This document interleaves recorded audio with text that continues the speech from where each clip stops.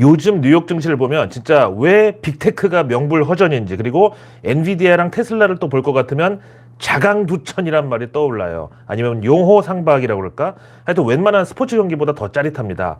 자강두천은 자존심 강한 두 천재라는 뜻이고요. 엔비디아는 지난 5월 마지막 주에 공개한 실적 발표하고 가이던스가 거의 넘사벽급으로 나오면서 그때부터 엄청난 급등이 나와가지고 이게 전 세계 그리고 우리나라까지 AI, 인공지능, 반도체주까지 전부 다 들어올렸습니다. 현재는 일단 기술적으로 봤을 때 더블탑, 우리말로 쌍봉 찍고 지금 하산하는 중이고요. 다음 테슬라는 반대로 5월 내내 흘러내리다가 엔비디아 실적 발표 전후 시기에 마침 또 여기는 더블바텀, 우리말로 쌍바닥을 찍고 등반에 나선 상황입니다. 제가 지난 주말에 현재 코스피 2600포인트 이 정도면 단기 고점이라고 판단한다, 이 말에 이제 주말 내내 많은 분들이 의견을 주셨는데요. 일단 미국을 보면은 엔비디아가 300달러 찍고 내려오는 과정에서 테슬라는 다시 200달러 위로 치고 올라가는 이런 상황인데요. 이거는 우리가 현재 2차전지랑 반도체가 이렇게 약간 그 시소에 갇혀가지고 반도체 오르는 날은 2차전지가 죽고, 또 반대로 2차전지가 반등하는 날은 또 반도체에서 그대로 돈 빠져나가가지고 2차전지로 매수세가 붙고, 이런 식이란 말이죠. 근데 외국인들과 기관들은 이런 상황을 좀 매우 즐깁니다. 이건 절대 뭐 악의적으로 얘기하는 게 아니고요. 명확한 그 실체도 없는 괜히 무슨 홍콩계 롱숏 펀드니 검은머리 외국인 공매도 단타 세력이니 뭐니 그런 가상의 적과 싸우지 마시라고 제가 드리는 말씀입니다. 이렇게 흔히 말하는 이 시소 장세에서는 외국인과 기관에서 엇박자를 노리고 공매도를 또 많이 때려칩니다. 그 2차 전지의 경우는 대장주가 LG에너지솔루션이나 뭐 포스코 퓨처엠, 삼성 SDI 이런데, 여기서 이제 대장주라는 거는 제가 마음대로 정하는 게 아니라 그 배터리 밸류 체인의 가장 상부에 위치한 기업들을 얘기하는 겁니다. 하여튼 이런 데보다 오히려 배터리 소재주인 에코프로 삼형제에 워낙 개인분들 비중이 많이 편중돼 있는데요. 오히려 에코프로 삼형제는 개인 주주분들이 절대 안 팔겠다고, 뭐 에코프로의 경우는 100만 원까지는 무조건 홀딩이라고 지금 그러고 있는 상황이니까 일단 그렇다 치고, 대신에 다른 2차 전지 업종에서 뭐 앞에 말씀드린 대장주들 있죠. 거기하고 이제 반도체 대장주 삼성전자, SK하이닉스 이런 데하고 이제 이런 시소 장세가 펼쳐진다 이거죠. 그럴 때 바로 외국인들하고 기관들이 처음에는 같이 시소에 올라타가지고 재밌게 이렇게 왔다 갔다 노는 척 하다가 누가 봐도 분명히 떨어지는 날인데 그동안 공매도 친 거 환매수하면서 정반대로 갑자기 확 들어 올려버리는 날이 있고, 또 그래서 당황한 개인들이 다음날 여기 상승세 올라타야 되겠다 해서 올라타려고 하면은 또 그때는 반대로 다시 공매도로 후드려 패버리는 그런 전략을 조심하자는 얘기입니다. 와, 이번 주말에 날씨가 진짜 너무 좋아가지고 저도 고라니처럼 막 돌아다니다가 지금 내일 뉴스 때문에 다시 지금 급하게 귀가해가지고 이렇게 영상을 만들고 있습니다. 약간 아줌마 같은 복장인 것 같은데 화면이 안 받는 거니까 꼭 좀 이해 부탁드리고요. 자, 지난 금요일 뉴욕 증시는 그야말로 에브리바디 해피 엔딩이었습니다. 일단 미국 3대 지수 모두 1% 넘는 뚜렷한 상승세였고, 이 중에서 다우 지수는 그동안 조금 계속 좀 처져 있었던 그 굴욕을 씻고 2% 넘게 하루 만에 급등하면서 지난 금요일을 마감했습니다. 특히 주말 월가에서는 공포지수라고 하는 빅스가 6.7% 하루 만에 큰 폭 하락세를 보였는데, 지난주 부채한도 협상 난항일 때 이거 디폴트 우려 끝까지 가는 거 아니냐 이럴 때 이게 20선을 넘어갔다가 현재는 뚝 떨어져가지고 15도 깨고 14.6선까지 내려왔습니다. 원래 이 빅스가 우리 K증시 외국인들 그 순매수하고 반대로 움직이는 의미가 있어가지고 이걸 좀 더 자세하게 보는 편인데, 현재 수치는 언더슈팅, 즉 너무 과도한 하락이라고 볼 수 있겠습니다. 그만큼 이 빅스가 반등할 에너지는 또 반대로 많이 응축이 돼 있고, 이게 만약에 본격적인 반등을 하면서 다시 상승 추세로 턴어라운드 하는 그 시점이 바로 우리 K증시 외국인들이 차익 실현한다고 출구로 향하는 그 시점과 저는 일치할 것이라고 봅니다. 아니 뭐 얼마나 올랐다고 벌써 차익 실현이냐고 하실 수 있어요. 또 그러면서 외국인들은 원래 장타가 주특기 아니냐고. 근데 지금은 그 외국인들이 조달하는 달러 금리가 5%가 넘는 시기입니다. 지난 양적 완화 시기에 외국인이 뭐 한국 주식 2년 연속 순매수하고 그런 때하고는 완전히 다르죠. 다음 정말 직접적으로 우리 K증시 외국인들의 거의 신호등 역할을 하는 MSCI 한국펀드 기준가는 주말 2.2% 상승 마감인데요. 보통 요게 이제 금요일하고 월요일은 K증시를 후반영하는 경우가 좀 있으니까 요거는 조금 조심을 해야 되겠습니다. 자, 일단 현재 월가 분위기는 완전히 뭐 태평성대입니다. 그동안 골칫거리였던 미국 부채 한도 증액, 이건 이제 최종적으로 바이든 대통령이 이제 사인하면서 완전히 그냥 통과가 됐고, 그 다음 이제 금요일 나왔던 고용 지표도 딱 정말 모두가 반길 만한 그런 조합. 그러니까 이제 음식으로 치면 약간 단짠 그 맛이랄까? 전체 고용 건수는 예상보다 크게 증가를 했는데 반면에 시간당 임금 인상률은 예상치에 딱 맞아 떨어졌고, 또 그러면서 실업률은 예상보다 약간 올라가 가지고 이게 이제 연준의 긴축 의지를 기분 좋게 이제 잘 달래주고 누그러뜨리는 정말 단짠의 맛이 나왔다 이거죠. 그리고 동시에 단짠 맛 내려면 나트륨이 많이 들어갈 수 있다. 그래서 이 나트륨까지 낮춰줄 양배추가 곁들여진 정말 환상적인 밸런스의 그런 한상 차림이 바로 지난 고용지표였다. 이렇게 볼 수 있겠습니다. 모간 스탠리의 수석 이코노미스트 엘렌 젠트너는 이번 5월 고용지표가 미국 경제의 연착륙 시그널이고 대신에 6월 금리 인상 시나리오는 7월로 이제 넘어간 것 같다. 이렇게 분석을 했습니다. 이로써 이제 딱 열흘 앞으로 다가온 6월 FOMC 금리 인상 확률은 20%로 지금 잘 길들여지고 있고, 대신 금리 동결 가능성은 75%대를 나타내면서 대세를 굳혀 나가고 있습니다. 자, 이어서 오늘의 외국계 리포트는 먼저 요새 외국계 하우스들이 앞다퉈서 목표 주가를 업그레이드하고 있는 바로 삼성전자와 SK 하이닉스 관련인데요.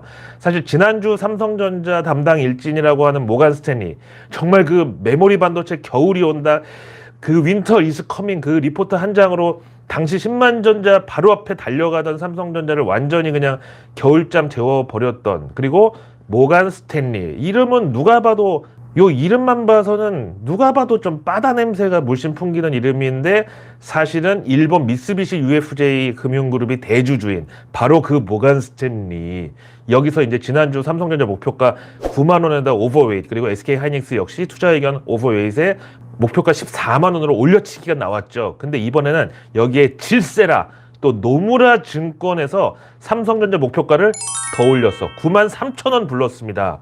직접 목표가 8만 2천 원도 아직 멀었는데 정말 노무라는 뭐에 쫓기듯이, 아니면 모간 스탠리랑 무슨 삼성전자 주식 놓고서 뭐 경매에서 서로 경쟁하듯이 이렇게 목표 주가를 상향한 겁니다. 또한 SK 하이닉스에 대해서도 기존 목표가 11만 8천 원, 역시 아직 목표 달성 못했는데 이것도 13만 3천 원으로 노무라 증권이 대폭 업그레이드 했습니다. 그러니까 또 이제 주말에 CT가 삼성전자 목표가 여기는 10만 원 부르면서 기존 목표가 8만 7천 원, 이거 언제 뚫고 올라갈지 모르니까 목표가를 멀찌감치 잡자, 이렇게 드디어 나왔습니다. 정말 이 CT 글로벌 마켓 증권 리서치 목표가대로 삼성전자 10만 원 가면은 그때 정말 코스피는 무조건 3,000포인트 복귀가 기본입니다. 다음 크레딧 스위스는 K바이오 거의 전 종목에 대한 커버리지를 공개했는데, 먼저 보시다시피 삼성 바이오로직스하고 SK 바이오사이언스는 완전히 극명하게 명암으로 엇갈립니다. 이 3바의 경우는 투자의견 비중 확대의 목표가 114만 원, 여기에 비해서 SK 바이오사이언스는 투자의견 비중 축소에다가 목표가 5만 원이네요. 대신 SK 바이오팜의 경우는 비중 확대의 목표가 9만 9천 원 고랬습니다. 다음 셀트리온 목표가 22만 8천 원에다가 비중 확대 의견이고요. 휴젤도 역시 비중 확대의 목표가 18만 6천 원. 반면에 메디톡스는 투자 의견 중립에다가 목표가 13만 9천 원 고려했습니다. 그 다음 최근 이제 우리 수출에서 반도체의 빈자리를 채워주고 있는 자동차 업종에 대해서 크레딧 스위스는 현대차, 기아의 국내 그리고 해외 판매 모두 증가세가 뚜렷하다, 이런 자신감을 포착했고, 특히 현대차는 미국에서 12%, 인도에서 11%, 유럽 10%대 연간 판매 증가율 기록하고 있는데 이것도 훌륭한데, 여기다 한술 더 떠서 기아는 북미에서 20%, 유럽에서 20% 등 현대차 2배 가까운 판매 증가율을 기록하고 있다고 언급을 합니다. 거기다가 이제 현대차, 기아의 합산 수주 잔고가 130만 대 수준, 그리고 재고가 불과 1.4개월 수준이라는 점을 들어서 OEM 업체들에 대해서도 긍정적 시각을 내비쳤는데, 그러면서 현대 위아보다는 현대 모비스를 선호하고, 그리고 HL 만도에 대해서도 비중 확대를 유지한다고 밝혔습니다. 런하 반갑습니다. 오늘도 평화로운 K증시 하이브 직원들이 그 BTS 활동 중단이라는 내부 정보를 활용해서 하이브 주가가 급락하기 직전에 주식을 미리 팔아치운 사건이 검찰 송치됐다는 그런 소식이 지난주에 있었죠. 근데 지난주 이 발표가 나온 바로 다음 날 하이브의 등기 임원 중에서 미국 현법장, 이건 이제 미국 현지 법인장 겸 대표를 의미하는데, 그 스쿠터 브라운이 하이브 주식을 68,500주 총 평가 금액 185억 원어치를 한꺼번에 매도해버렸다고 공시가 나왔습니다. 이 스쿠터 브라운이라는 사람은 저스틴 비버를 신인 시절에 발굴해가지고 본인이 프로듀서로서 완전히 저스틴 비버를 일약 스타덤에 올려놓은 그런 경력이 있는 사람이고, 2021년 4월 하이브와 손을 잡았습니다. 뭐 그렇다고 이제 경력직 입사 지원해가지고 방시혁 의장 앞에서 영어로 자기소개 뭐 이런 거 해가지고 하이브에 입사한 건 아니고요. 그 스쿠터 브라운이 설립한 엔터사 이타카 홀딩스를 이 하이브가 인수하면서 그때부터 한솥밥을 먹게 됐죠. 아니, 미국 사람이니까 한솥밥은 아니고 뭐랄까? 한 스프를 먹게 됐죠. 아무튼 이 스쿠터 브라운이 하이브 주식 본인이 가지고 있던 거 5분의 1 정도를 이번에 팔아치운 이유가 하이브 직원들의 검찰 송치 소식과 관련이 있는지 요거는 명확하게 모르지만, 일단 시점을 봤을 때 뭔가 좀 찜찜한 기분이 드는 것은 어쩔 수 없죠. 그래서 뭐 외국인들은 무조건 장기 투자, 가치 투자만 한다는 그런 소리는 정말 K 증시에서는 오히려 역정보로 그 하이에나들한테 당하기 좋은 그런 개소리입니다. 하이브 얘기하니까 또 그 하이브를 2021년 40만 원일 때 목표가 50만 2천 원으로 추천했던 모 애널리스트가 생각나는데, 여전히 반성 따위는 없고요. 요즘 하이브 주가 조금 올랐다고 또 좋다고 여기저기 막 방송 출연하고 돌아다니는데, 그래봤자 본인이 2년 전 목표가 부른 거 절반 수준인데 참 편리한 기억력이라고 해야 되나? 하여튼 근데 그 애널리스트가 속한 증권사 관련해서 주말에 엄청난 기사가 하나 나왔습니다. 이게 과연 뭐 흔히 사람들이 욕하는 기레기의 어떤 뭐 농간인지 아니면 정말 팩트에 기반한 건지 확인을 해보겠는데, 제목부터가 일단 거의 뭐 니네 같은 증권사는 그냥 문 닫아라라는 그런 식이고, 또 거기 아예 그 증권사 이름을 그냥 박제를 해버렸습니다. 내용은 시총 1,000억 미만의 주로 이제 소형주들, 그 중에서 이제 특정 증권사에서 거래량이 터지는 종목은 여지없이 그 다음에 단두대가 기다리고 있었다는 이런 경고입니다. 그러면서 아예 그냥 종목명도 다 까버렸는데요. 지난달에는 한국 맥널티, 핀텔, TFE, 동아화성, 넥스트칩 이런 종목들이 그 증권사 창구에서 매수 주문 쏟아지면서 주가가 급등했다가 곧바로 이제 매도 폭탄이 또 이어지면서 진짜 그 지난 CFD발 주가 조작처럼 유통 물량 적은 품절주들 가지고 시세 붕 띄웠다가 개미들 따라붙으면 그대로 그냥 면상에 패대기 쳐버리는 이런 상황이 반복됐다고 합니다. 근데 이게 지난 5월에만 그런 게 아니라 이번 6월 들어서도 RN2 테크놀로지, 가비야 이런 종목들이 차트가 정말 똑같아서 이거 이 정도면 진짜 누가 작업하는지 좀 알아내야 되는 거 아니냐, 이런 지적이 끊이지를 않는다는데요. 야, 이거 일단 가장 최근에 이런 식의 거래에 있었던 종목 2개 차트를 보니까 정말 야, 이거 살벌하다 못해 무섭네요. 저 위에 저 피레침 저기 찔리면 정말 완전 개피 볼 것 같은데. 하여간 그나저나 뭐 언론사들도 다 증권사 광고 협찬을 받는데, 지금 이 정도 기사면은 거의 요 그 조선비즈하고 그 해당 증권사 간에 서로 전쟁이 일어나기 직전, 특히 이제 조선비즈가 여기다 전쟁 선포한 거나 마찬가지인데, 또 증권부 기자들하고 증권사 뭐 홍보 담당자 임원들 관계가 또 뻔한데, 진짜 저는 이 정도 수위로 까는 기사는 애널리스트 정말 15년 경력에 처음 보는 것 같아요.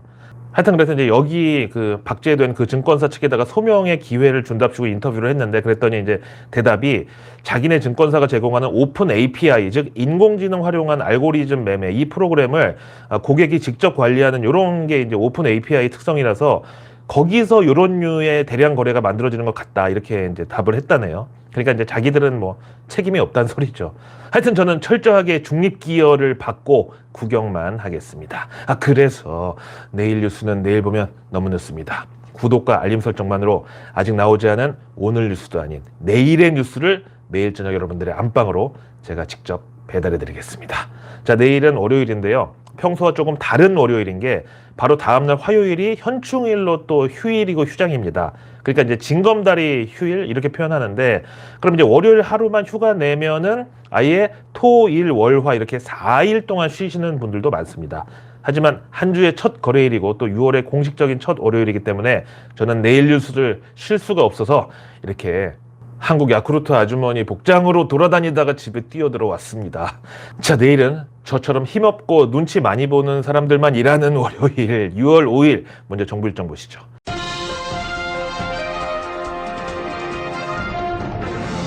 징검다리 연휴답게 정부 일정을 일단 한산한 편인데요. 저는 근데 이번 6월 6일 현충일 기념사에서 윤 대통령이나 아니면 정부 측에서 뭔가 깜짝 발언을 할 가능성이 매우 높다고 봅니다. 현충일이라는 게 뭔가요? 이제 그 나라를 지키다가 돌아가신 순국 선열들의 넋을 기리는 날이잖아요. 근데 지금 국제 정세가 일단 러시아랑 우크라이나가 현재 전쟁 중이고 또 요즘 북한의 도발은 거의 벼랑 끝으로 향해 가고 있는 데다가 중국의 대만 침공 가능성까지 지금 혼재를 하고 있죠. 만약에 여기서 한반도 비핵화 백지화 발언 아니면 뭐 그런 거랑 비슷한 논조로 방산주들 증시에서 한번 또 주인공으로 만들어줄 만한 그런 힌트가 저는 현충일 대통령 연설에서 나오지 않을까 조심스럽게 예상을 합니다. 자, 내일 정부 차원의 행사는 서비스 산업발전 TF회의가 열리는데요. 저는 이게 내수 활성화라는 그런 명제랑 일맥상통한다고 보고 그럼 이제 역시 유통업종 그리고 온라인 결제 관련주들까지 증시에서 수혜가 예상됩니다. 이어서 글로벌 일정은 내일이 세계 환경의 날 기념식이 열리는데요. 올해 주제는 플라스틱 오염 이 문제입니다. 말 그대로 진짜 플라스틱 오염 문제 심각하고 또 코로나 때문에 이게 더 크게 또 과장이 되고 확대가 됐죠. 이거야말로 정말 증시에 폐플라스틱부터 골반지 뭐 진짜 교집합이 많은데 저는 해양 미세 플라스틱 오염 이거 이번에 비중 있게 봅니다. 근데 한 몇 년 전에 그 외신 뉴스를 봤는데 이런 미세 플라스틱을 먹어치우는 벌레들이 있다는 거야. 그래가지고 이거다 이게 미래 환경 산업이다 해가지고 막 적극적으로 이 산업을 육성해야 된다고 이제 막 그 얘기가 나왔었는데 문제는 걔네들이 그 미세 플라스틱을 먹고 나서 똥을 싸는데 거기 미세 플라스틱이 한 절반 정도 남아있대. 소화 안 되고 이렇게 어렵습니다. 다음 내일 미국에서는 애플의 WWDC 즉 연례 개발자 회의가 이번 주 금요일까지 5일간의 일정으로 막이 오르는데 이거는 지난 주말 내일 뉴스 미리 보기에서 말씀드렸죠. 구 페이스북 현 메타에서 먼저 이번에 애플이 공개할 것으로 예상되는 가상현실 헤드셋 신제품 이거를 페이스북 창업자 마크 저커버그가 본인 페이스북하고 인스타에서 먼저 공개를 하면서 선수를 쳤다. 이게 메타 퀘스트 3인데 말씀드렸죠. 자기네가 가격도 훨씬 저렴하고 사양도 더 좋다고. 하지만 저는 아이폰을 봐도 이게 가격하고 사양을 따져서 사는 분들보다는 애플이라는 그 브랜드 자체에 대한 로열티가 구매력으로 연결되는 경우가 더 많다고 봅니다. 따라서 이 애플 헤드셋 관련주들은 메타에 전혀 쫄 필요가 없다고 생각합니다. 다음 내일 증시 일정은 바이오 백신 개발업체 큐라티스가 공모 청약에 돌입하고요. 다음 내일 밤 미국에서는 ISM 서비스업 지수가 발표됩니다. 자, 이제 남은 주말 그리고 현충일까지 쭉 붙여서 쉬시는 분들은 연휴 건강하게 잘 보내시고요. 쉬실 때는 제발 주식 걱정, 에코프로 걱정, 그리고 그런 걱정하는 동안에도 우리보다 훨씬 더 잘 먹고 잘 사는 그런 사람들의 걱정, 이런 쓸데없는 걱정은 다 내려놓으시면 좋겠습니다. 저는 화요일 저녁 8시 뉴스 뺑소니 라이브에서 찾아뵐 테니까 많은 시청 부탁드리고요. 또 런던 고라니 쇼츠 채널도 많은 관심 부탁드립니다. 이거 어디 단톡방 같은 데 올리거나 주변 사람들한테 공유하면은 반응 엄청 좋다고 어떤 구독자분들이 다 그냥 빵 터진다고 좋아하시더라고요. 제일 중요한 건 발행량, 공급이 잘 컨트롤되는 자산에 투자하면 그나마 가치 보존이 가능하다. 분명히 현금도 투자다. 알고 계셔야 돼요. 현금도 투자다. 네. 주식에서 현금도 종목이다. 코인에서 현금도 코인 종류다. 혹시 통장 잔고 저희한테 오픈 하나 해주실 수 있습니까? 통장이요? 공과금 나가는 통장. 이거는 그냥 아주 작은 통장인 거지. 공과금 통장에 이렇게 많이 넣어놨어요? 그래야 이제 신경 안 쓰고 또 이제 죄송하지만 수억 찍혀 있는 통장은 없을까요 혹시? 통장에 이렇게 현금으로 많이 보관을 안 하고 현금도 투자라고 하셨잖아요. 아니 앞뒤가 약간 빌딩, 빌딩. 보디빌딩.